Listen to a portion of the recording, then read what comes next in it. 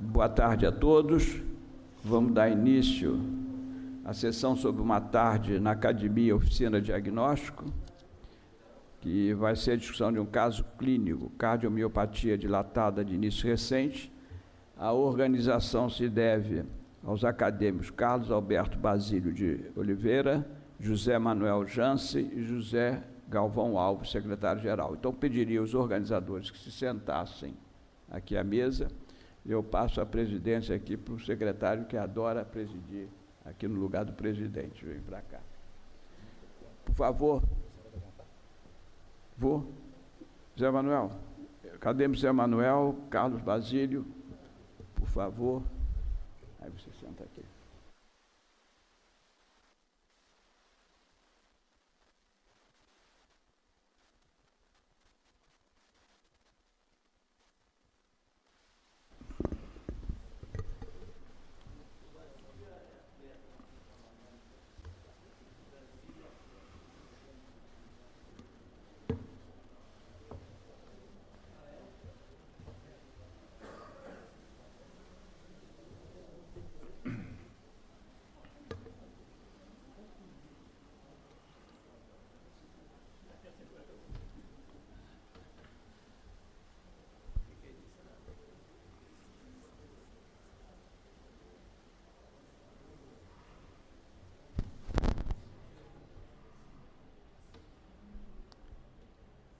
Posso ir?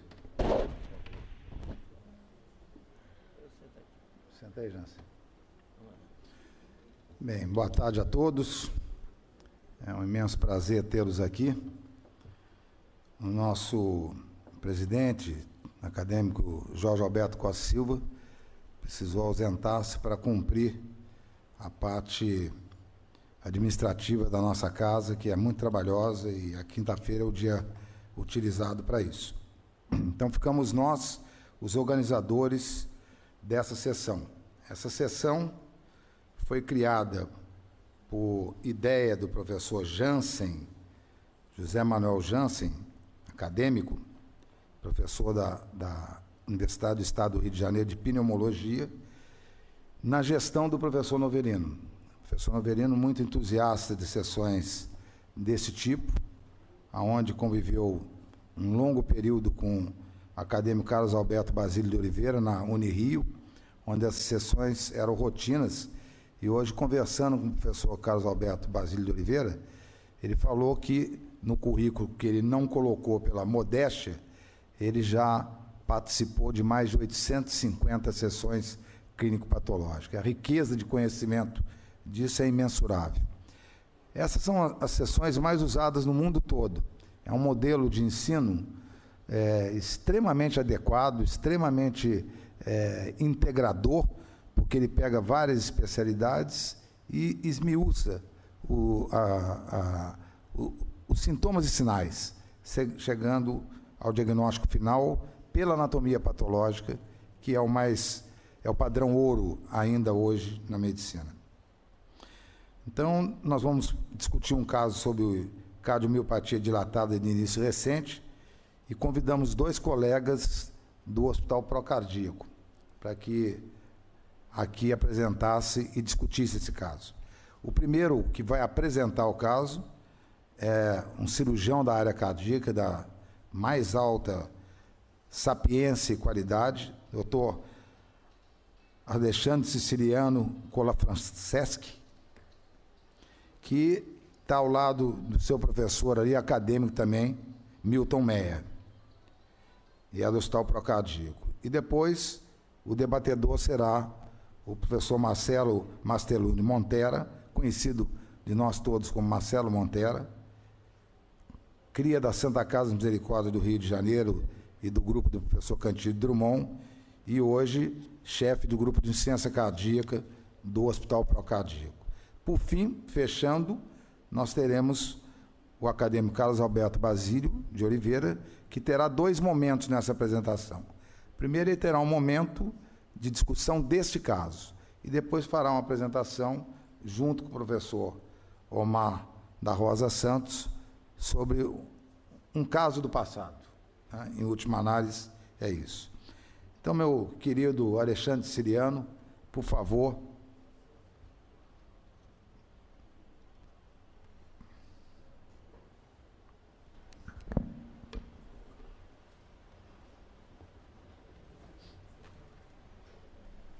Agora nós vamos para ali, porque ela tem ali, né? Nós temos que olhar aí. Bem, boa tarde a todos. Excelentíssimo senhor presidente da mesa, professor José Galvão Alves, excelentíssimos organizadores acadêmicos Carlos Alberto Basílio de Oliveira e José Manuel Jansen, demais acadêmicos e acadêmicas presentes, senhoras e senhores, é uma honra poder estar aqui hoje fazendo a discussão de um caso numa tarde na academia.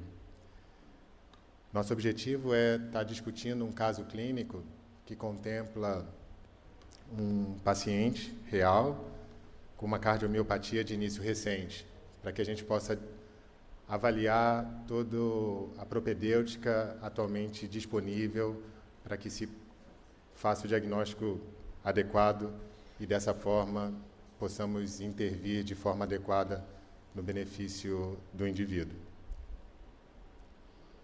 A história clínica é de um senhor, um homem de 88 anos, engenheiro natural do Rio de Janeiro, que entra na emergência do hospital com uma queixa de falta de ar. Ele tem uma história dessa doença de início recente, com uma dispneia progressiva no último mês, evoluindo para a dispneia aos mínimos esforços, e foi admitido, então, nessa ocasião, na emergência do hospital, em classe funcional 3 do New York Heart Association. Ele nega febre, nega tosse, disúria ou outros sintomas. De história patológica pregressa, ele é portador de fibrilação atrial e faz uso crônico de Pradaxa, um anticoagulante, nessa dose de 110 mg 2 vezes ao dia, de um diurético, furosemido, Lasix, 20 mg por dia, a digoxina, de 0,25 mg por dia, e o aldactone, 25 mg por dia. Para ilustrar a função ventricular prévia desse paciente, a gente tem um cateterismo realizado há 6 anos atrás. E esse cateterismo mostra, nessa ventriculografia, uma função ventricular esquerda normal, e a coronariografia não identifica lesões coronarianas obstrutivas na injeção na coronária esquerda, nesse quadro em movimento, e na injeção na coronária direita, à direita dos senhores. Esse cateterismo, então, marca apenas o ponto de que esse paciente tinha um coração normal com coronárias sem obstrução. Nessa admissão, que esse senhor de 88 anos chega com dispneia, ele tem, ao exame físico, uma frequência cardíaca de 90 batimentos por minuto, uma pressão arterial medida no braço de 110 por 70, uma frequência respiratória de 19 incursões respiratórias por minuto e uma saturação arterial de oxigênio em ar ambiente de 92%. A ausculta cardíaca, existe um ritmo cardíaco irregular, com a presença de terceira bulha e uma turgência jugular a 30 graus. A ausculta pulmonar revela crepitações bibasais. No abdômen não há nada digno de nota e ele se apresenta com edema de 2 cruzes em 4 em membros inferiores. É um modelo clínico de insuficiência cardíaca dito quente e congesto. Seguindo alguns exames de admissão, revelam a presença de fibrilação atrial com bloqueio de ramo direito e a ocorrência aqui em vermelho de episódios não sustentados de taquicardia ventricular. Os exames de laboratório mostram uma hemoglobina e um hematócrito normais, com as células brancas também normais e uma plaquetometria normal. A troponina negativa, mas um BNP muito elevado, de 1510, e um INR acima de 2,18, lembrando que esse paciente fazia uso do Pradaxa. Os eletrólitos são normais e já há um marcador de disfunção renal com uma creatinina de 1,5. As enzimas hepáticas TGO e TGP no limite do normal e uma bilirrubina normal, com um PTT de 36 segundos. O raio-x de tórax mostra uma área cardíaca aumentada, mas sem grandes comemorativos pulmonares que justifiquem grave edema. E o ecocardiograma, aqui demonstrado, mostra nessa região da minha seta uma discreta regurgitação da válvula aórtica, uma discreta regurgitação na válvula mitral. Esse aqui é o átrio esquerdo, esse aqui é o ventrículo esquerdo, essa aqui é a aorta. E nesse corte, nós podemos ver um ventrículo esquerdo, onde eu estou apontando, com grave disfunção, um repuxamento do aparelho subvalvar mitral, evidenciado melhor nesse corte, à direita dos senhores, com afilamento da parede do septo basal, um repuxamento da válvula mitral, uma grave disfunção global do ventrículo esquerdo, com hipocinesia de todas as paredes, com uma acinesia nessa porção basal do septo.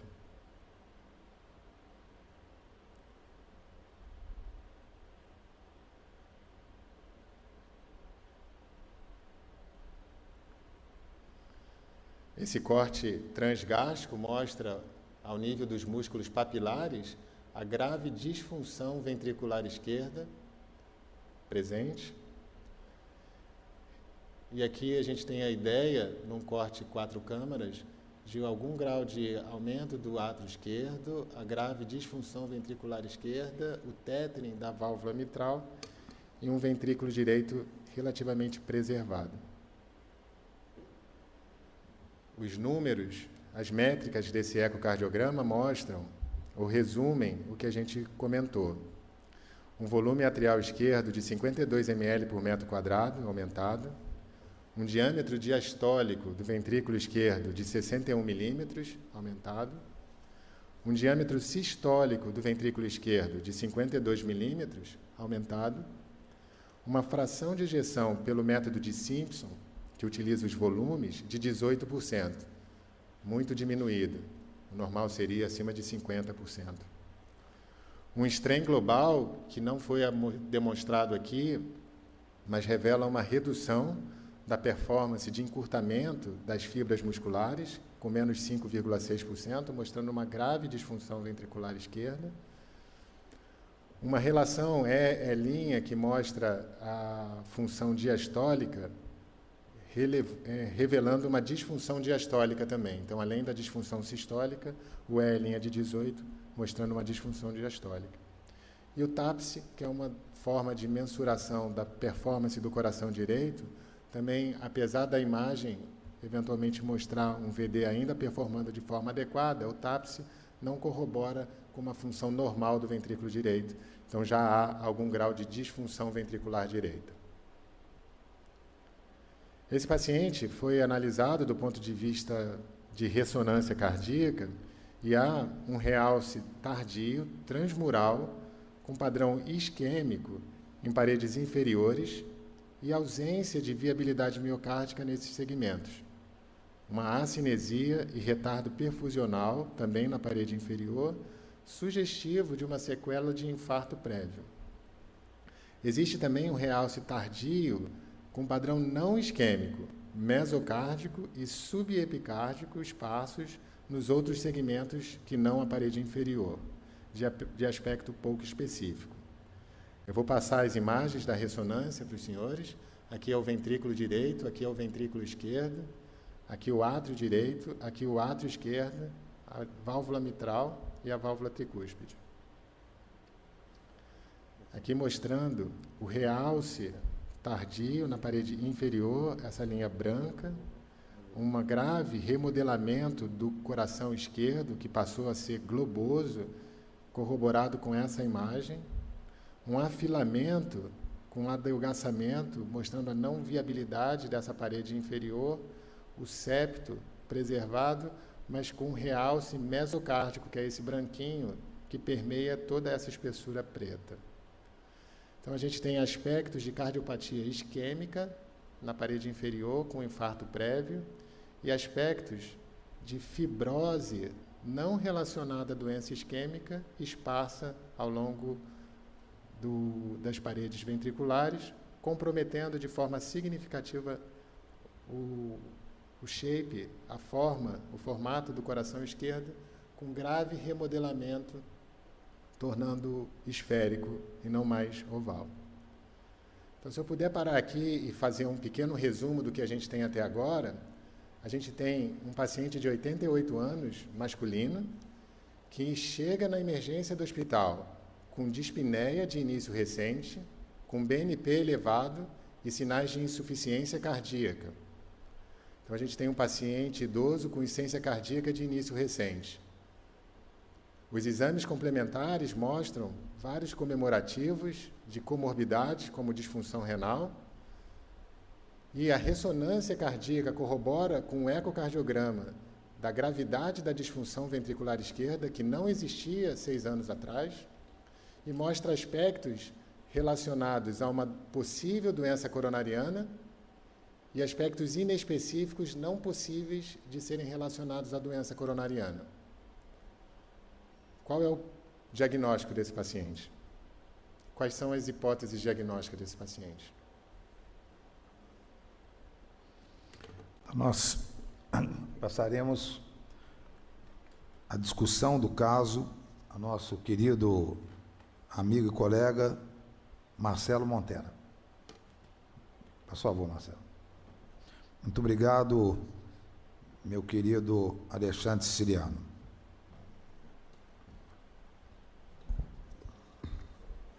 Boa tarde a todos. Em primeiro lugar, eu gostaria de agradecer o honroso convite de estar aqui nesta casa, que é a Casa da Medicina Brasileira. Agradecer ao excelentíssimo presidente Jorge Alberto Costa Silva, agradecer aos acadêmicos, organizadores dessa sessão, acadêmico Carlos Alberto Basílico, acadêmico José Manuel Jansen e ao acadêmico José Galvão Alves e aos outros acadêmicos aqui presentes.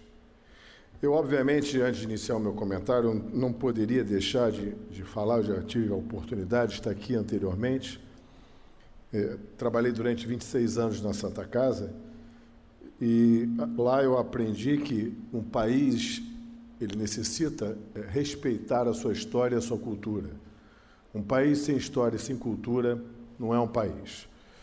E a Academia Brasileira de Medicina, eu estive aqui como estudante na época, que nós não tínhamos internet, nós não tínhamos WhatsApp, nós não tínhamos nada disso, e tínhamos o dólar livre.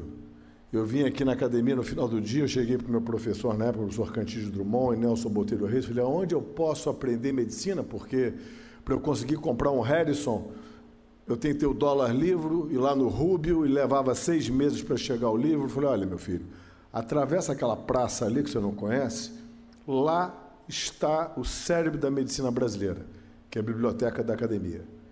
Então, aqui eu tive a oportunidade de começar a aprender o que é cultura médica, o que é medicina baseada em evidência, e aí começar a construir o meu conhecimento para poder aplicar nos nossos pacientes.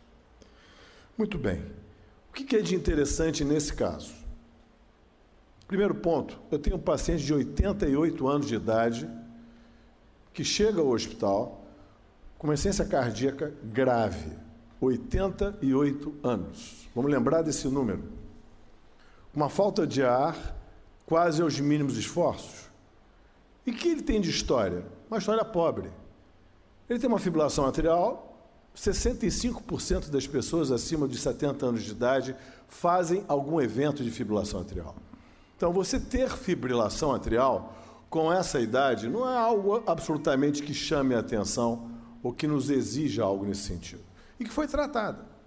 Faz uma coronariografia na época e não tem coronárias. Eu queria ter essas coronárias, aos 78 anos de idade.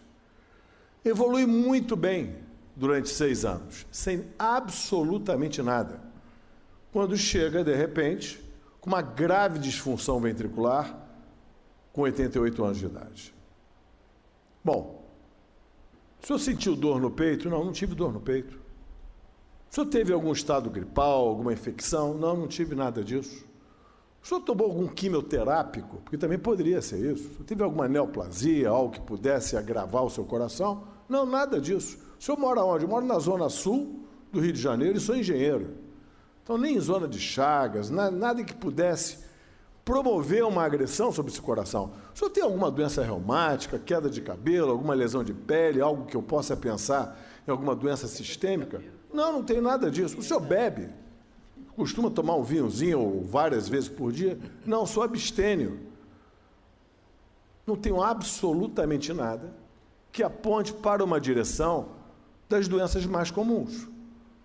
Uma cardiomiopatia dilatada no indivíduo idoso, o primeiro diagnóstico que eu tenho que afastar é a doença coronariana. Se não tem dor no peito, até prova em contrário, eu não sou diabético, eu não sou hipertenso, a possibilidade de uma doença coronariana estar induzindo uma grave disfunção ventricular é pequena. Porque até prova em contrário, a doença coronariana, para desenvolver grave disfunção ventricular, ou eu tenho um grande infarto que leva à remodelagem, ou infartos repetitivos, na ausência de dor no peito, e aí eu teria que ter diabetes ou hipertensão, porque metade dos pacientes idosos diabéticos e hipertensos infartam sem dor. Mas ele teria talvez angina-like. O que é isso? Ele teria um desconforto, como falta de ar, alguma coisa. Não tem nada. E tem um CAT prévio, normal. É pouco provável que no intervalo de 6 anos ele desenvolvesse uma doença multivascular coronariana, não sendo diabético, dislipidêmico, nem hipertenso, nem tabágico. Então, a possibilidade, frente a um caso de uma cardiomiopatia dilatada de um octogenário, sem nenhum comemorativo prévio de doença coronariana ou fator de risco, é pequena. Isso praticamente se afasta. A outra possibilidade seria a doença neoplásica, quimioterápica ou radioterapia 10 anos atrás. Não há essa história. Está afastado isso também. A outra possibilidade, se eu não morasse no Rio de Janeiro e pudesse ter doença de Chagas, está afastada essa possibilidade.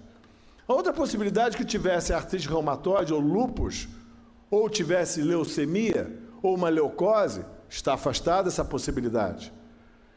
A outra possibilidade, que eu tivesse algum fármaco miocardiodepressor, eu sou plenamente saudável.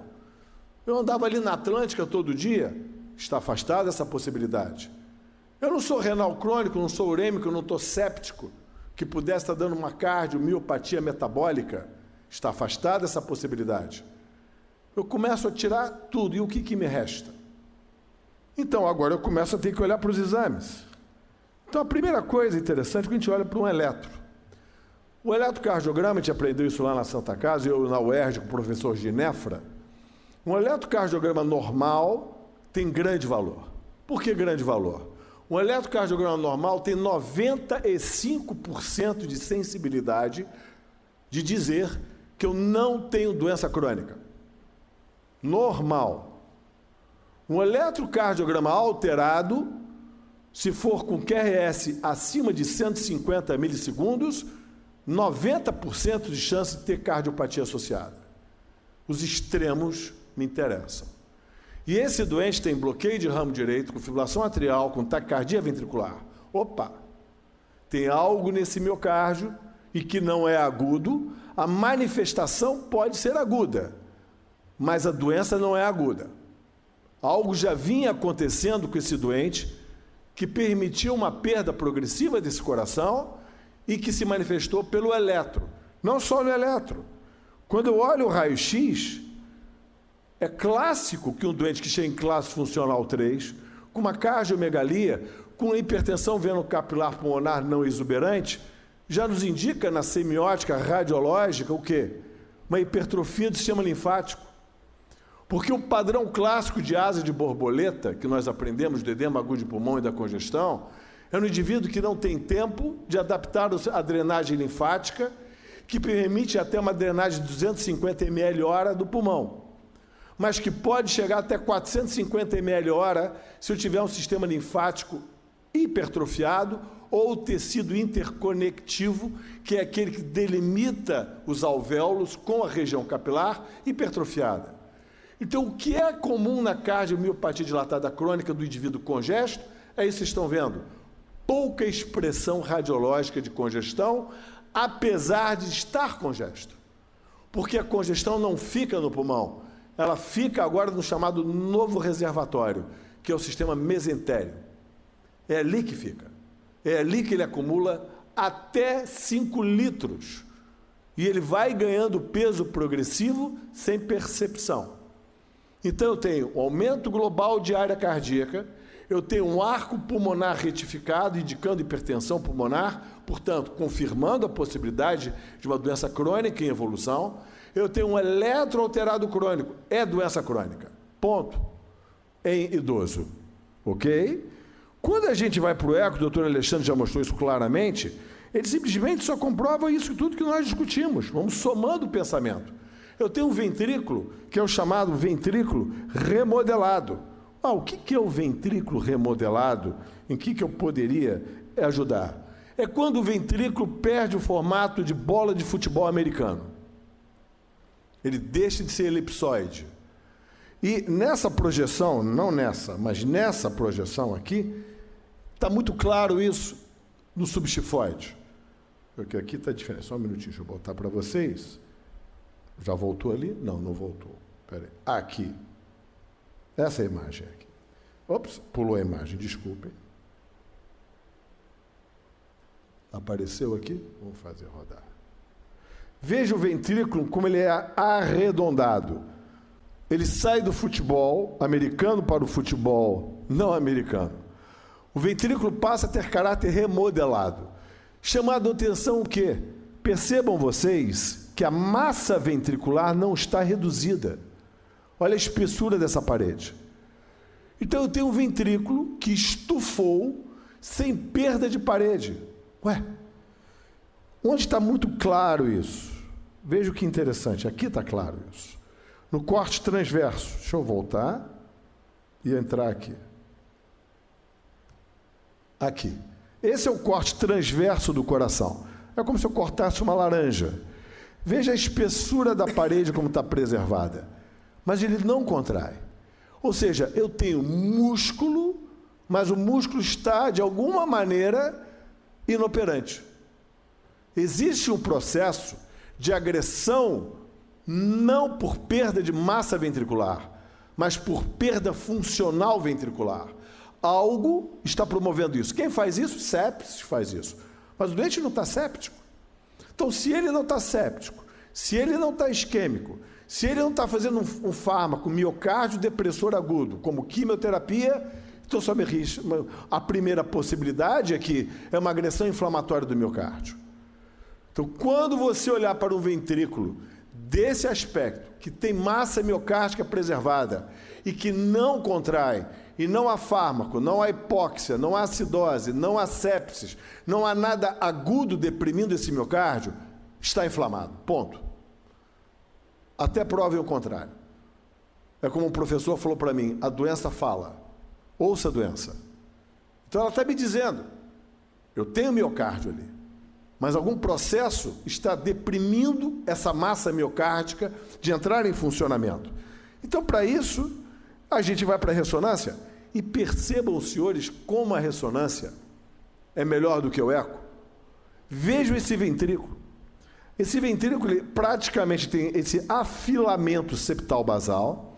Eu tenho uma dissincronia. Você veja que o coração, quando ele contrai, essa parede aqui, ela vai na direção oposta.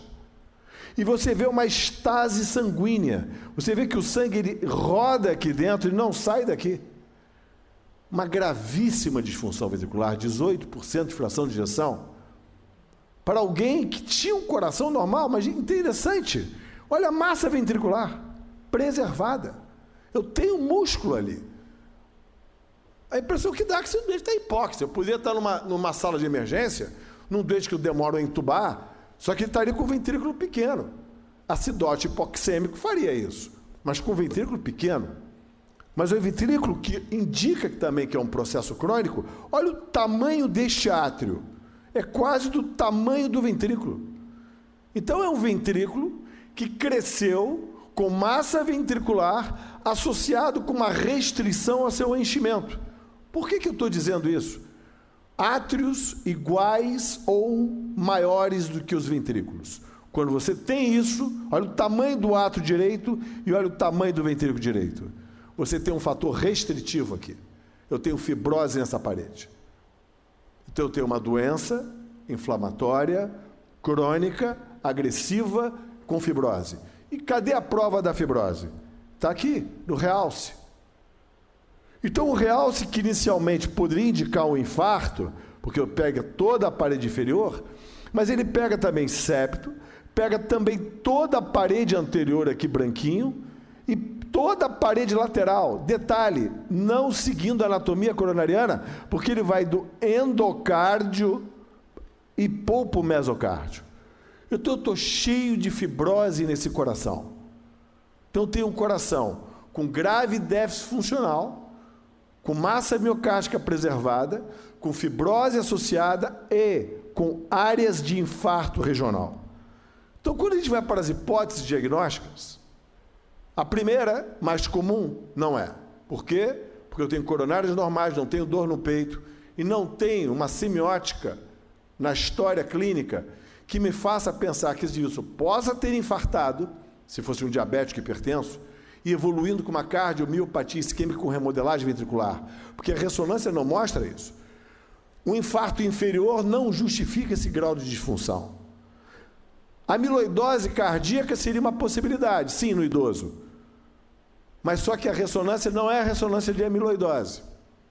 E nem daria afilamento regional de parede inferior. Célula gigante, miocardite, é uma miocardite de forma aguda e não de evolução crônica, e esse é um paciente com evolução, no mínimo, subaguda. Então, só me restam duas possibilidades aqui. Ou ele tem uma miocardite viral, agredindo esse miocárdio, ou ele tem uma sarcoidose. Sarcoidose é chamada a doença negligenciada. É a chamada doença que fica para a semiótica antiga e que hoje os clínicos pouco valorizam. E dentro desse contexto, dentro da linha de investigação, daqui para frente, é atrás da doença inflamatória, seja por uma agressão viral, ou uma doença inflamatória, seja por uma agressão autoimune. Lembra, 88 anos de idade. E aí vem a pergunta, vale a pena? Pô, 88 anos? Montera, espera aí, 88? Claro que vale a pena. 88 anos de idade, ele estava andando na Avenida Atlântica semana passada, eu tenho massa ventricular viável, se eu conseguir diagnosticar e abortar esse processo, eu posso reverter esse processo. E aí a necessidade de investigar e seguir em frente. Vou em frente, professor? Vai em frente. Muito bem. Então, a pergunta é, para onde eu vou? Ou eu faço uma cintigrafia miocárdica com dipyridamol? Bom, mas se eu afastei a doença coronariana, para que eu vou procurar a doença coronariana? A cintigrafia miocárdica com dipyridamol, na doença inflamatória ou na sarcoidose, ela pode dar um padrão de pseudoinfarto. Você faz a perfusão e aonde você tiver fibrose induzida por inflamação, vai dar falha de captação. E aí você vai pedir o CAT, e o CAT vai vir negativo. Então aqui não é o exame de primeira escolha, mas ele vai entrar no mundo real. O mundo real você vai começar com uma cintigrafia. Esse é o mundo real. Segundo ponto, coronariografia. Bom, se a cintigrafia for positiva, mas eu já tenho uma coronariografia prévia normal, eu posso abrir mão disso. Mas se eu ficar inseguro, eu posso pedir uma angio-TC de tórax, para evitar um processo invasivo num indivíduo de 88 anos de idade. Faço uma angiotomografia, se eu não acreditar, eu estiver inseguro e quiser ter ainda a recerteza que não há uma doença coronariana. Mas eu não pediria coronariografia. Eu queria ter aquelas coronárias, eu não sei se eu tenho, mas eu gostaria de ter aquela coronária. Pesquisa viral com sorologia. Por que está isto aqui? Qual é a correlação de eu começar a pedir PCR viral no sangue, ou IgG ou IgM de vírus no sangue, e ter correlação com o coração, 3%. Então, não vale a pena. Eu pedi bateria de qualquer vírus. Se eu fizer nessa sala aqui uma pesquisa de parvovirose, quem tiver neto, eu sou um pai-avô, eu tenho 57 anos e tenho um filho de 1 ano e 6 meses, então eu tenho parvovirose, com certeza eu tenho IgM, posso ter uma IgM circulante de parvovírus dentro de mim. Isso não significa dizer que eu tenho ele no meu coração. Então, pesquisa periférica, a relação do vírus no sangue, não há relação com o vírus do coração. Isso é caro. E você tira uma grande amostra de sangue. Então, eu fico com 2 possibilidades. Ou eu faço uma cintigrafia com FDZ, e isso no Rio de Janeiro há um centro que faz isso. O que é isto? Eu ponho o indivíduo na cintigrafia e analiso o metabolismo do coração por captação de glicose. Se o coração estiver captando em excesso glicose, o coração só usa 30% do seu metabolismo glicose. Ele usa 75% ácido graxo como metabolismo para ativar a mitocôndria, através da beta-oxigenase. Se eu tiver um processo inflamatório ativo e esse processo for infeccioso, eu vou ter uma alta captação de glicose.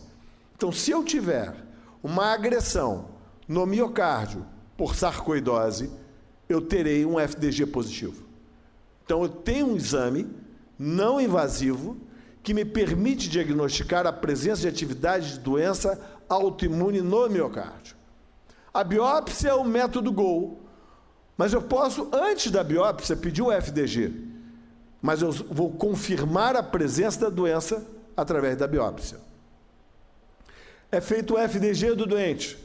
Quando você faz o FDG, você tem que fazer de corpo inteiro, para que você possa fazer comparação se você tem um processo inflamatório em alguma outra parte do corpo.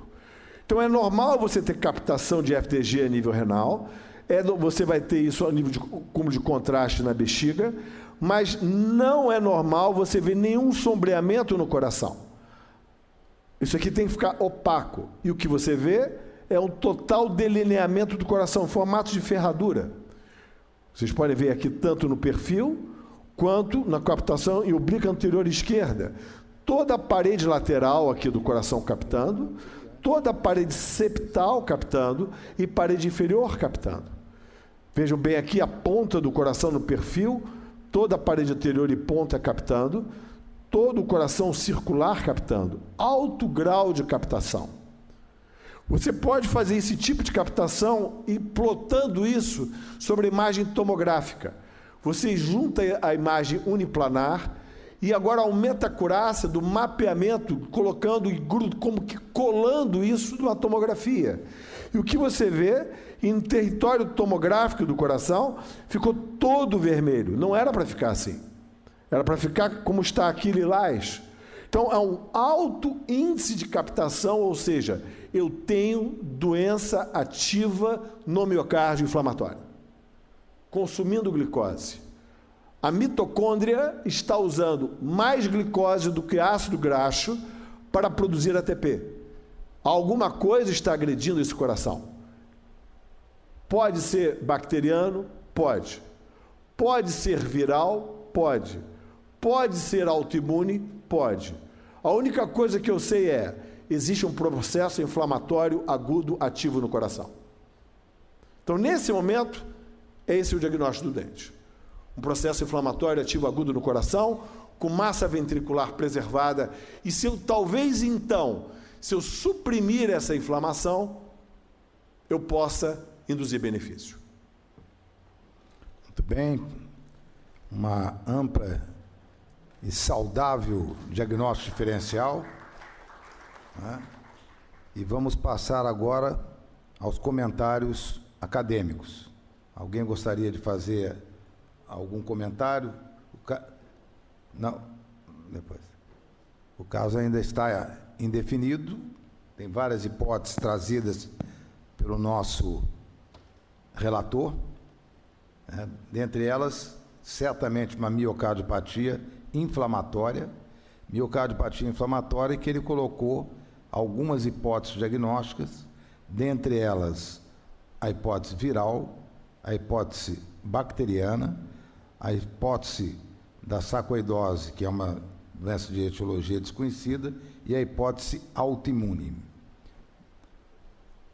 Alguém da plateia gostaria de fazer algum comentário? Ou alguma pergunta ao nosso relator?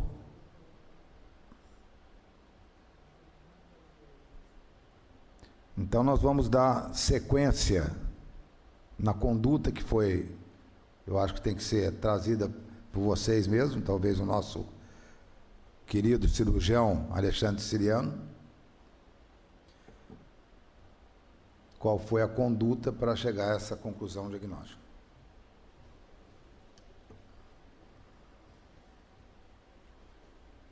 Então, apesar da ressonância mostrar a grande área de fibrose já estabelecida, o PET, como o Dr. Montera mostrou, ainda tinha evidência de inflamação e com um potencial de reversibilidade por conta da espessura ventricular mantida.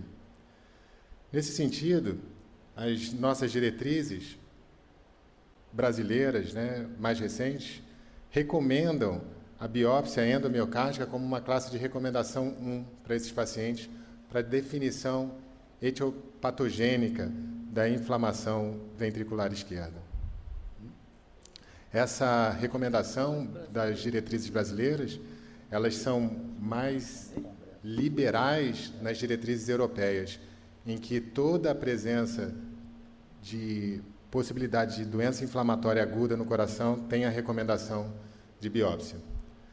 A biópsia, então, foi feita de forma endomiocárdica, através de um cateterismo, guiada por ecocardiograma, no sentido de maximizar a oportunidade de retirar fragmentos adequados do músculo do ventrículo direito, nesse caso, sem a ocorrência de dano por perfuração, se a biópsia foi feita numa parede do ventrículo direito livre, ou dano na válvula tricúspide. Então, toda a biópsia guiada por ecocardiograma, no sentido de otimizar resultado e minimizar dano. E essa biópsia, então, é enviada hoje para fora do Brasil. A gente tem um acordo, um convênio com o Instituto Alemão, o IKDT, que faz a análise dessas biópsias cardíacas, ampliando o espectro da hematoxilina eosina, imunohistoquímica, perfil genético, avaliação viral e avaliação de inflamação. Portanto, amplia muito os domínios de avaliação tissular. Eu posso passar o slide da biópsia para o professor Basílio? Então, foi feita uma biópsia endovascular, que é um dos grandes avanços da medicina, que você, por cateterismo, vai até o ventrículo direito, retrogradamente, e retrogradamente não, até no caminho natural mesmo, porque é o ventrículo direito. Biopsia o endocárdio, sem complicações maiores, e daí nós temos lá uma espécie microscópica para análise da patologia. Professor Carlos Alberto Basílio de Oliveira, nosso querido patologista. Muito bem. A biópsia do músculo cardíaco, se observa uma pequena desorganização, observa-se uma desorganização da disposição das fibras miocárdicas, e elas perdem um pouco o seu desalinho, e aí, neste momento, foram feitos marcadores. Estou vendo aqui no aumento de 200 vezes os marcadores imunohistoquímicos. O antígeno leucocitário comum, o CD45-RO e o CD3. Quer dizer, marcaram para linfócitos, de um modo geral, e marcaram para o CD3, linfócito T. Portanto, há uma condição inflamatória com edema e presença de linfócitos T predominantes. Diria, portanto, não vejo, embora uma das condições levantadas diagnósticas seja a sarcoidose, algum elemento aí favorável a esse diagnóstico. Não se encontra célula gigante, estiócitos ou outras células que pudessem fazer pensar nisso. Também não vejo uma quantidade importante de linfócitos para levar o diagnóstico de uma miocardite viral. Também não vejo condições de se firmar um diagnóstico orientando para alguma condição específica. O patologista, nesse momento, ele tem mais condições de dizer o que não tem do que dizer o que tem. Posso afirmar, diante dessas imagens, tratar-se de uma miocardite. Uma miocardite aí inespecífica, não granulomatosa, com presença de linfócitos T, mas não suficientes para um diagnóstico de miocardite viral, nem miocardite de Fiedler, que seria a miocardite isolada. A miocardite de Fiedler tem a forma difusa e a forma granulomatosa. Não tem uma quantidade importante de linfócitos, não tem granuloma, não vejo necrose, mas vejo desalinho entre as fibras cardíacas, um infiltrado linfocitário de leve para moderado, T, um edema, e se há afastamento entre as fibras, portanto, aumenta a distância entre o vaso e a fibra. Isso, consequentemente, aumenta o processo degenerativo muscular.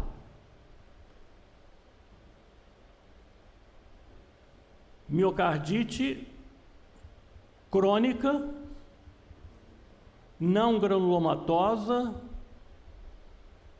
sem predomínio de um elemento celular que permita o diagnóstico aí nas imagens. Não há possibilidade de se fechar um diagnóstico específico para essa condição. Leva o microfone.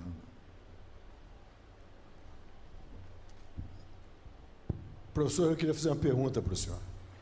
O senhor olha para essa lâmina, agora vamos inverter o caso.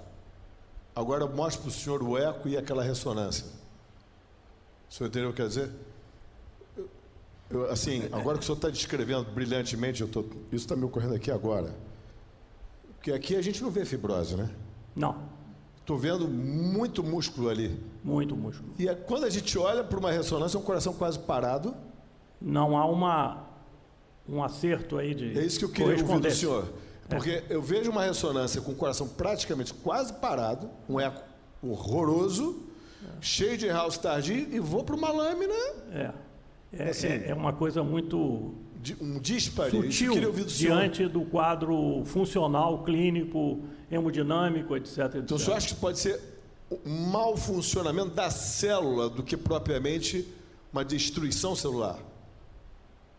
Em consequência ao infiltrado inflamatório. Sim. E pelo fato desse infiltrado inflamatório produzir um distanciamento entre o vaso e a fibra. Porque esta é a grande questão, por exemplo, na doença de Chagas. Perfeito. O senhor, com essa lâmina, o senhor ficaria, então, animado? Agora nós estamos só divagando. Porque eu, como clínico, não sendo patologista, eu olho para isso aqui e eu fico feliz. É porque a Por quê? lesão é pequena. Potencial de recuperação. Exatamente. Eu tenho músculo ali. Tem músculo. Então, o senhor acha isso factível, esse tipo de pensamento? Porque lembra, 88 anos, né, de estimular a buscar, a tentar tratar, a tentar recuperar esse coração. É possível. Diante desse quadro, sim. Porque não há uma sequela maior da agressão que houve pela chegada da condição inflamatória. Ou seja, a importância do patologista, isso que eu quero dizer, em auxiliar o clínico, sim, na tomada de decisão de dizer, este doente é um doente que tem viabilidade de ser tratado. Exatamente, certamente, Okay, certamente. Tem a dúvida. Você continua? Então, acho que fica claro essa dissociação clínico-hemodinâmica funcional com o aspecto anatomopatológico da peça e as considerações feitas no sentido do diagnóstico patológico não nos permitiram andar além do que o Dr. Montera já tinha descrito até então com relação aos exames até aqui expostos, que a gente tinha uma condição de provável inflamação subaguda, né, com viabilidade muscular. Como eu comentei, o arsenal diagnóstico da patologia hoje vai além da hematoxilina eosina, vai além da imunistoquímica aqui demonstradas, mas permite hoje uma análise por PCR viral no tecido, e dessa forma não só identificar a presença do vírus cardiotrópico, mas também avaliar o grau de replicação viral in situ. Há também a possibilidade da avaliação do perfil gênico da amostra de biópsia. E isso foi feito, e esse é o laudo aqui descrito, mostrando que há a presença do perfil genético de sarcoidose nesse paciente. Então, a gente tem uma avaliação de HE, uma avaliação anatômica, uma avaliação imunohistoquímica confirmando a inflamação, a avaliação anatômica confirmando a viabilidade. A gente tem ausência de vírus e ausência de replicação viral nessa amostra, mas a gente tem um perfil genético da amostra de biópsia apontando para a ocorrência de vírus ou de gene da sarcoidose com grande perfil de expressão. E aí a gente consegue fechar o diagnóstico clínico anatomopatológico com a avaliação do perfil gênico, com sarcoidose sendo a etiologia da agressão ventricular desse paciente.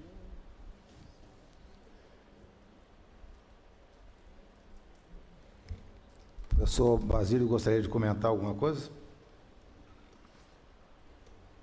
Realmente é uma oportunidade ímpar de se chegar a esse diagnóstico, porque até a histologia e a imunohistoquímica não permitem esse diagnóstico. Ele só foi possível ser feito, primeiro afastando aquelas condições virais todas que estão colocadas lá. Epstein-Barr vírus, etc, etc. Herpes, afastou todas as outras condições. E ainda confirmou pelo perfil genético. Realmente é um avanço significativo naquilo que em outras épocas se chamava de uma condição inespecífica.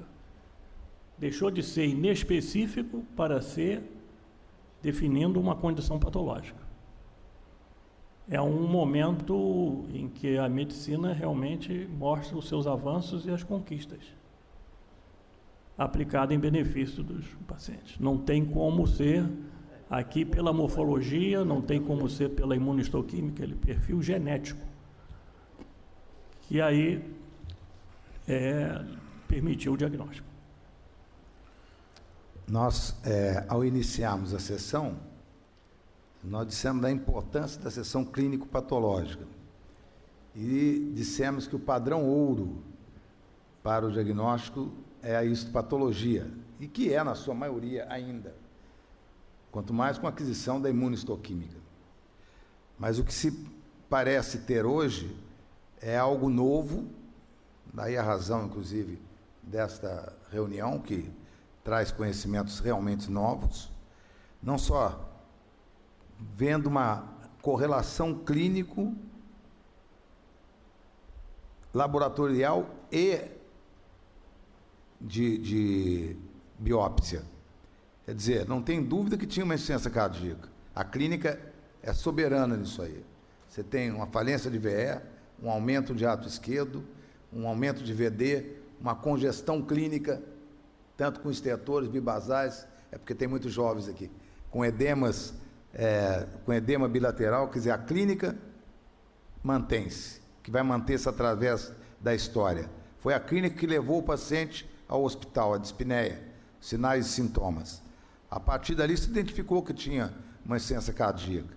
Fez-se todos os exames que pode se fazer no nosso meio, até uma biópsia de endocárdio, que já é um avanço espetacular.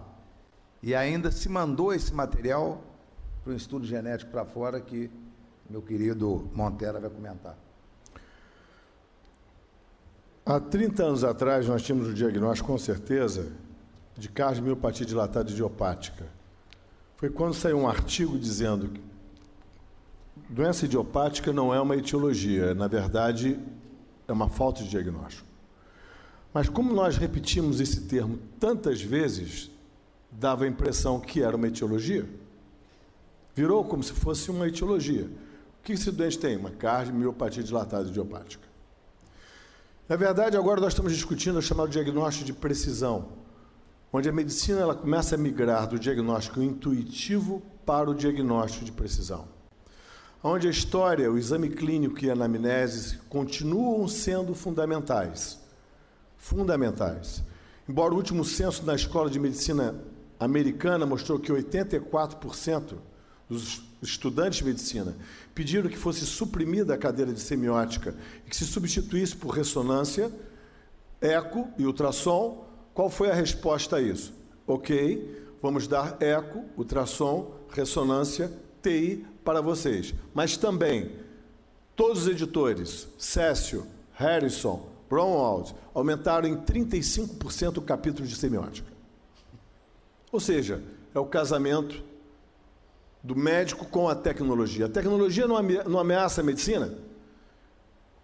Não é o Watson da IBM que vai substituir o médico.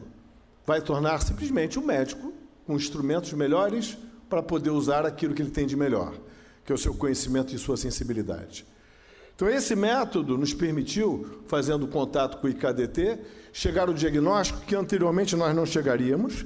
Essa doença continuaria a progredir, esse paciente inexoravelmente ia evoluir com uma insuficiência cardíaca refratária, quando, há um ano atrás, saiu o artigo mostrando que, antes de nós termos um processo inflamatório expresso em lâmina, como o professor colocou, seja por imunistoquímica, qualquer processo, seja uma nefrite, seja uma neoplasia, seja uma doença de Crohn, qualquer processo inflamatório, o que o grupo alemão traz através de análise de microRNA é que você ativa primeiro, provavelmente, um gene que está vinculado àquela inflamação. Cada processo inflamatório em qualquer parte do corpo terá o seu selo genético. Essa é a próxima evolução. Eu retiro o sangue de você e vou dizer qual é o microRNA que modula o RNA, que modula a ativação, agora sim da resposta inflamatória, que é o que a lâmina vai dizer. Aí eu trato a sua inflamação. E eu vou saber que o anti-inflamatório agiu porque eu vou desligar primeiro o microRNA. Antes de você desinflamar, eu já desliguei o RNA. Essa é a evolução que está aqui. E aí ele demonstra isso, esse doente preenche os critérios de sarcoidose, tanto os maiores quanto menores, ele tem anatomopatologia positiva, ele tem disfunção, ele tem eletroalterado. E nos tipos de sarcoidose, você tem 4 tipos de sarcoidose cardíaca. 3% das sarcoidoses clinicamente tem acometimento do coração. Em estudos de necrópsia vai a 35%. Então, 35% das pessoas que têm sarcoidose acometem o coração. E dependendo do tipo de localização no coração, eu posso ter bloqueio de condução ou, dependendo da extensão da fibrose, morte por taquicardia ventricular. E esse doente tinha taquicardia ventricular. Então, para isso, o tratamento para ele é a imunossupressão associado com o desfibrilador. O que eu tenho que prevenir é regredir a inflamação e colocar um desfibrilador para que ele não morra de taquicardia. Porque aqui é estudo em ressonância, mostrando que quando ele tinha a ressonância extremamente positiva, eu tenho mais arritmia ventricular, e esses doentes que têm o FDG positivo, com glicose captante, indicam o quê? Doença inflamatória positiva, eu tenho que dar o corticoide para ele, porque ele tem sintoma, e a decisão foi imunossupressão com CDI. O que foi que aconteceu? Esse foi o o coração nitidamente, começa a esfriar o processo quando desaparece o processo. Desliga o gene inflamatório. Isso é muito bem visto em imagem tomográfica, o coração, quando ele começa no pós-imunossupressão, e também tinha um processo na coluna. Já tinha acometimento da coluna pela sarcoidose e desliga a inflamação na coluna desse doente. A área cardíaca melhora, a função ventricular nitidamente melhora e a fração de ejeção de 18% vai para 41%. Ele volta a ficar assintomático de novo, 88 anos. Há 6 meses atrás, antes do Dr. Cantilho falecer, meu mestre, 2 anos antes, recebeu um médico com 84 anos, com a mesma clínica, com única lesão em coronária direita, 84 anos. Pô, eu vou biopsiar alguém de 84 anos, biopsiou, herpes vírus, aciclovir, normalizou o coração. Ou seja, não temos como limitante a idade, não temos como limitante abrir mão da tecnologia e não podemos abrir mão do raciocínio clínico para atingir um único e exclusivo objetivo: a melhora do paciente, centrado no paciente, no melhor cuidado do paciente, para que o paciente, você quer viver mais? Sim, eu quero. Eu ando todo dia na Atlântica, eu quero viver, eu quero continuar trabalhando, eu quero continuar tendo vida ativa. Esqueça a minha carteira de identidade. Dê para mim aquilo de melhor que você pode, como médico, me oferecer, com segurança, com tranquilidade. Obrigado. Muito bem.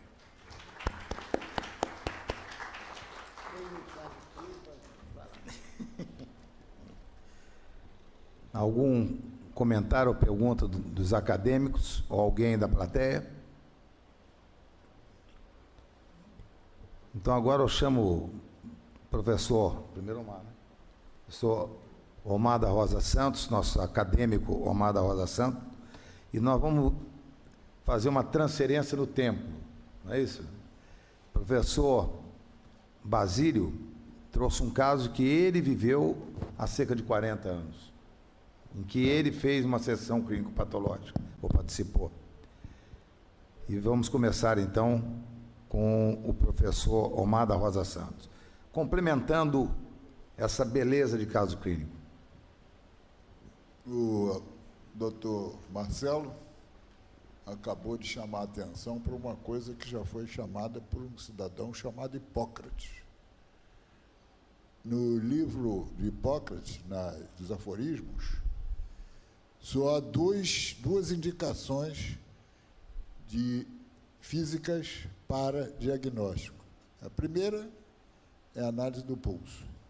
E a segunda é a observação do aspecto das características organolépticas dos excreta, das fezes e da urina. Não há outras. Isso significa caminho para a clínica propaideia, propedêutica médica. É a disciplina mais importante do curso médico, sem dúvida alguma. Esse paciente, Eu me lembro que o acadêmico, professor hoje emérito, Basílio de Oliveira, era estudante do 4º ano médico, em 1967, quando nós iniciamos as sessões anatomoclínicas do Hospital Universitário Gafrey Guendi, na cadeira do professor Jacques Zuli. Isso foi em 1967. No final do ano passado, completamos 50 anos de sessões anatomoclínicas. Este caso, que eu vou brevemente mencionar, aconteceu alguns anos depois, no Hospital Gafrey Guendi. Lá faziam parte da discussão vários acadêmicos, Francisco Fialho, que era o chefe do Basílio, Carlos Alberto Basílio de Oliveira, Antar Padilha Gonçalves. Tratava-se de uma mulher negra que foi internada no dia 2 de maio e faleceu no dia 13 de junho. Ficou cerca de 40 dias internada, tinha ferimentos nas pernas e falta de ar. Bolhas que iam para lesões ulcerosas. Tinha sido internada antes, no hospital lá em Jacarepaguá, Rafael Paula de Oliveira, com dor na face posterior do tórax e radiografias mostrando condensações macronodulares, esparsas, negativos exames para PPD, para BAR, biópsia pulmonar, fibrose pulmonar. Granulomas confluentes e não calcificados. O diagnóstico foi sarcoidose, na época. Tempos depois, foi internada no nosso hospital com tonteiras, epistaxe, anorexia, astenia, tratava-se de uma ex-tabagista,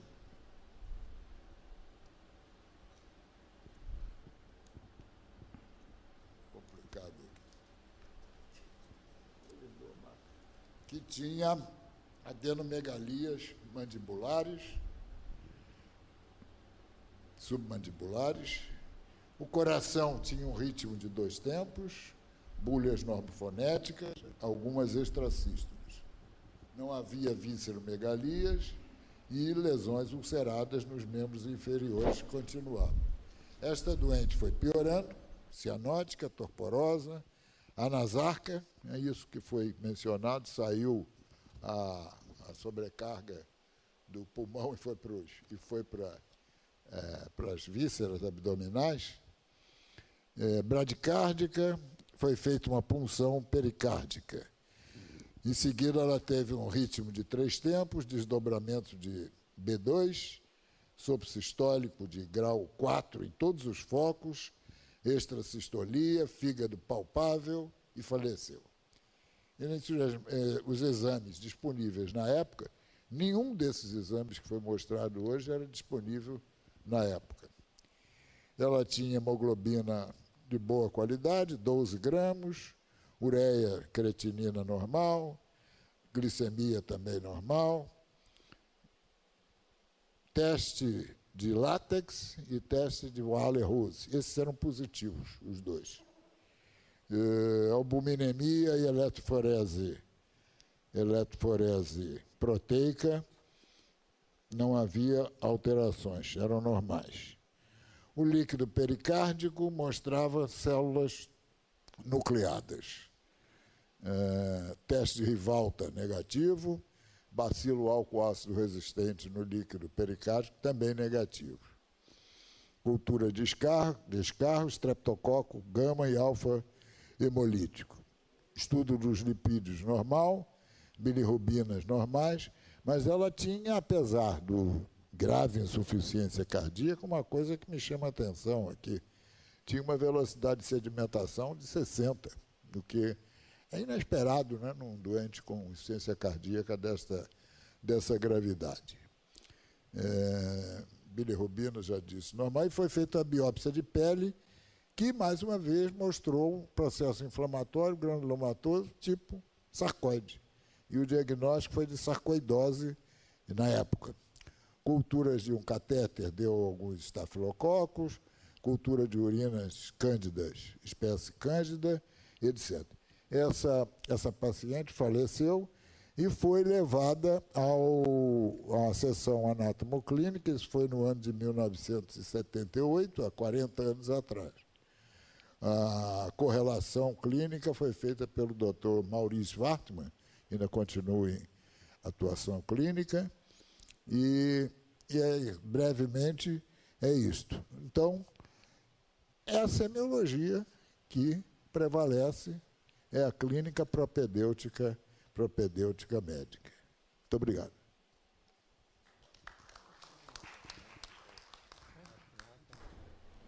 Muito bem. Esse caso, pensei trazê-lo, recordando que havia feito há 40 anos atrás uma necrópsia de paciente com sarcoidose, para mostrar justamente esses contrastes tecnológicos, científicos, de extremo significado. Naturalmente que, no caso aqui apresentado, nós tivemos uma biópsia de pequenas, naturalmente não pode ser diferente, de pequenas dimensões. E, no caso em discussão lá do Hospital Gaffrey, nós tivemos uma necrópsia. Na ocasião, examinamos todo o coração, pulmão, fígado. Colocamos, inclusive, como causa-morte, cor pulmonar crônico, tal a fibrose pulmonar e tal o comprometimento fibroso cardíaco, justificando a insuficiência com ascite, derrame pleural bilateral, adenomegalias mediastínicas, esclerose cardíaca hepática, muito grave. Eu revi essas lâminas. Essas lâminas fazem parte do arquivo da anatomia patológica, e elas foram trazidas lá das bandejas do arquivo e foram revistas por mim ontem. E quando da conclusão microscópica, falamos comprometimento dos seguintes órgãos pela lesão granulomatosa: os pulmões, coração, gânglios, vias aéreas superiores, fígado e parótida. A lesão está em regressão, porque tem muito mais fibrose do que granuloma. E encontramos alguns granulomas pela quantidade de material, o pulmão, o coração, não justifica.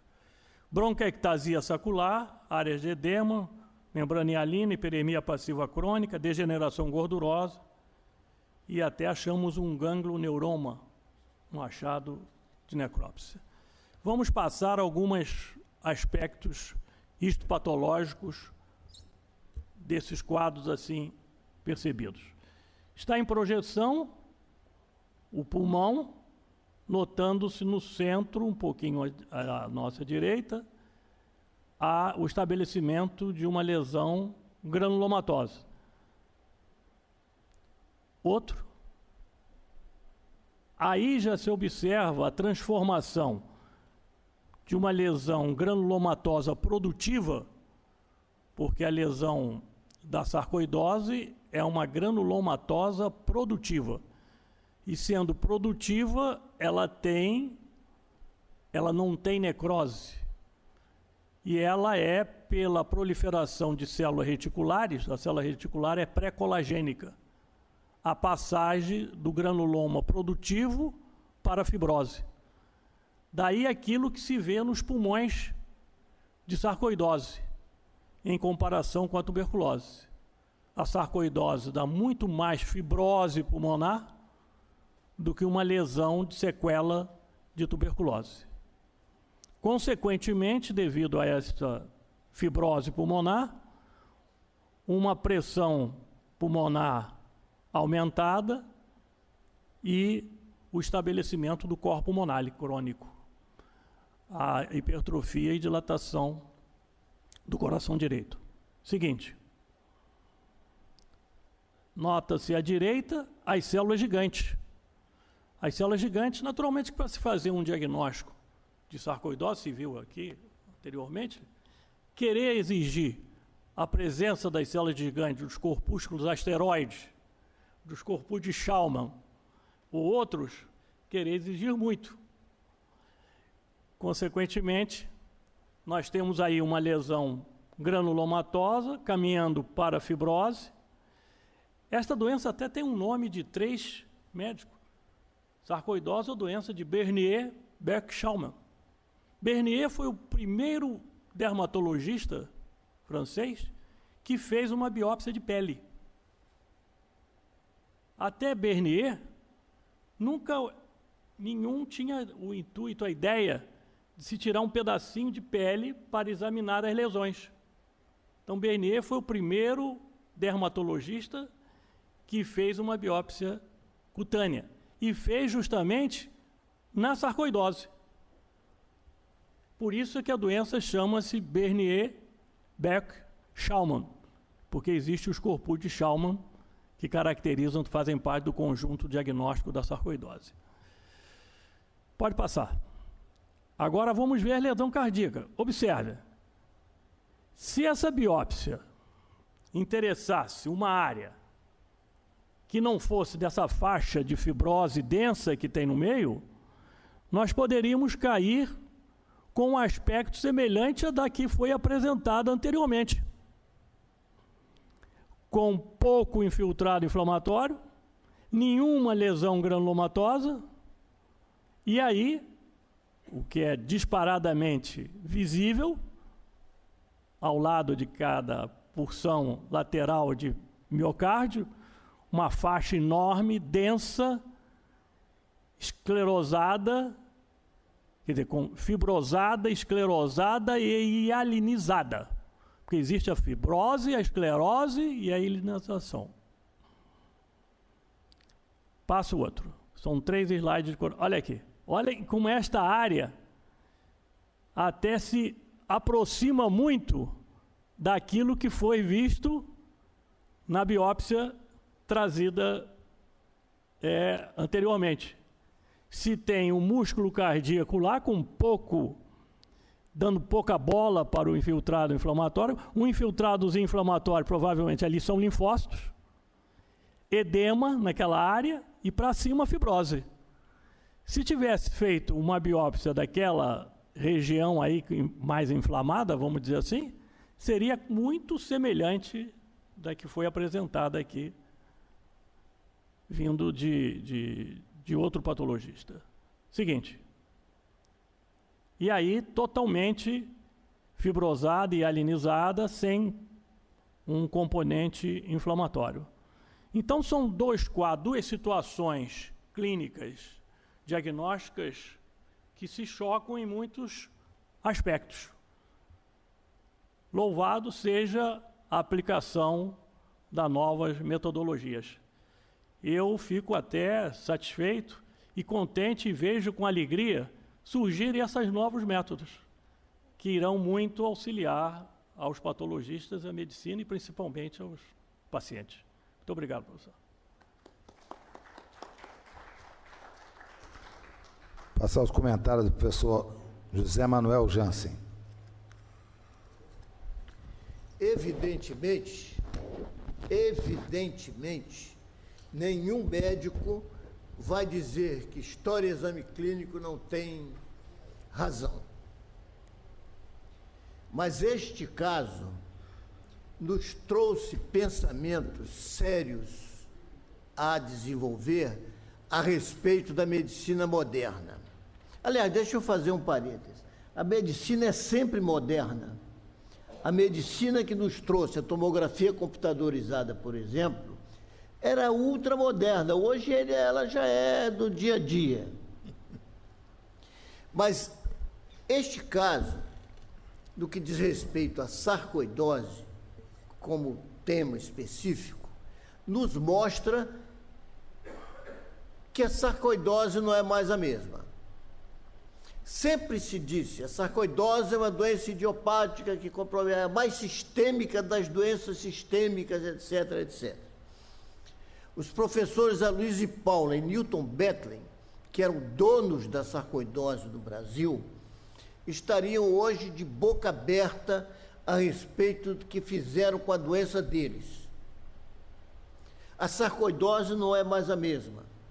Isso que foi apresentado aqui hoje não é um caso reconhecido como sarcoidose no passado. Não é doença sistêmica, só compromete lá a coluna num lugarzinho, além do miocárdio. Não tem nada de pulmão, pelo menos não se demonstrou de forma nenhuma. Não tem nada de pulmão e de gânglios, que se dizia que eram centro de tudo e tal. Não é. O que pode haver é que haja várias sarcoidoses. Essa, por exemplo, não é essa sarcoidose do Basílio. É outra coisa. Então, nós estamos, como sempre estivemos, só que agora nós reconhecemos melhor, nós estamos diante do progresso. Isso é o progresso. E tudo vai mudar. Não esperem os jovens ficar com os cabelos brancos para verem revoluções desse caso, desse tipo. Isso vai acontecer. A sarcoidose sempre foi um mistério. O que era a sarcoidose? Primeiro era não tuberculose, né? Depois ela ficou uma doença por aí. E agora se vê como é que é. Quer dizer, a determinação genética, que se espera realmente acontecer em muitas doenças, passa a dar um tom diferente sobre a sarcoidose. Eu gostaria de ouvir as opiniões de Aloysio Paula e Newton Bethlem a respeito desses casos. Espetacular, professor. Neste último ano, nós tivemos aqui uma sessão clínico-patológica de uma sarcoidose clássica, e que foi trazido até por mim um caso de sarcoidose dita clássica clinicamente. Era um doente que tinha adenomegalia mediastinal, um pequeno comprometimento pulmonar e uma adenomegalia reto-peritoneal. Isso foi no ano passado, não foi nesse ano. Uma poliadenomegalia reto-peritoneal. E que chamava atenção, isso é uma pergunta agora, viu? E esse doente chamava atenção porque ele tinha um IgG4 elevado. E nós até discutimos, e o Basílio me mandou um artigo depois sobre a síndrome do IgG4 e a sarcoidose. É lógico que agora, talvez já tratado, esse doente não... A semelhança da sarcoidose, o IgG4 é uma doença sistêmica, cada vez mais conhecida, que acomete desde a hipófise, região reto-orbitária, gânglios em todos os lugares, miocárdio. Vocês têm caso lá na medicina nuclear do Evandro com miocardite por síndrome de IgG4. Os rins, acomete fígado, e ela foi inicialmente conhecida, é onde eu me dediquei muito, a pancreatite autoimune, que é 90% das vezes por IgG4. Então, essa é uma beleza. Mas o que faz a medicina uma beleza, obviamente, é a interação médico-paciente, quer dizer, um médico astuto, interessado, e um paciente que procura cumprir as recomendações do médico. Isso aumenta muito a chance da medicina ser boa. Mas aqui vai uma homenagem ao professor Basílio de Oliveira. Em finais da década de 70, ele não vai lembrar porque ele fez tantas vezes isso, eu na Santa Casa, com um caso de um homem vindo de Resende, com uma lesão pulmonar, que nós só tínhamos radiografia, com uma fibrose intensa e que tinha uma dispneia de mínimos esforços, nós conseguimos fazer uma biópsia pulmonar naquela ocasião e foi para o professor Basílio lá na Unirio. E o Basílio me ligou e falou, ó, começa imediatamente o que não mudou até hoje. Corticosteroide para esse doente. Mas, Galvão, imediatamente. E esse doente está vivo até hoje. Quer dizer, eu estou falando de um homem de 40 anos naquela época, que tem mais 40, está com 80 anos, e mora em Resende. E ele, todo Natal, ele me liga, ô, doutor Galvão, só me salvou. Falei, quem salvou foi o professor Basílio, porque me telefonou e falou, comece imediatamente o corticosteroide. Então, essa história, a história da medicina é curiosa, né? Porque, ao mesmo tempo que nós evoluímos muito, algumas coisas ainda são boas hoje, assim como a semiologia. O corticosteroide foi com que você ressuscitou esse rapaz, né? Esse senhor. Então, eu queria terminar a sessão numa homenagem àqueles que lutam para divulgá-la, a medicina, e aplicá-la da melhor maneira. E é a ciência do presente apenas o começo do futuro. Não tem a menor dúvida quanto a isso. E nós vamos estar aí apoiando aqueles que a fazem com categoria, como são esses dois colegas do Procardíaco. Muito obrigado a vocês, parabéns, e vamos daqui a pouco ter aí o nosso coquetel servido a todos com muito prazer. Não é mais chá? É chá. Eu não lembrei do chá, falei coquetel. Muito obrigado a todos.